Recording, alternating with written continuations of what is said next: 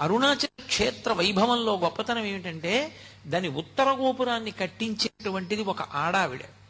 ఆ స్త్రీమూర్తి పేరు అమ్మణ్ణి అమ్మన్. ఆవిడ చాలా చిత్రమైన వ్యక్తి.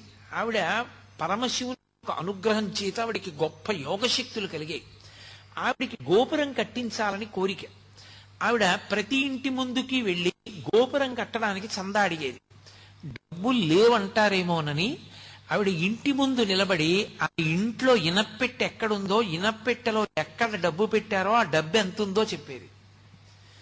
ఇంట్లో ఎక్కడెక్కడ దాచారో, ఎక్కడెక్కడ దాచిన డబ్బు ఎంత ఉంటుందో చెప్పి గోపురం కడుతున్నాను డబ్బు ఇమ్మని అడిగేది. అడిగిపోయి పట్టుకెళ్ళి డబ్బు ఉండేవారు. ఆవిడ తన యోగశక్తి చేత ఇళ్ల ముందు నిలబడి ఇంటి లోపల ఉన్న పెట్లలో డబ్బు ఎంతుందో చెప్పి వసూలు చేసిన డబ్బు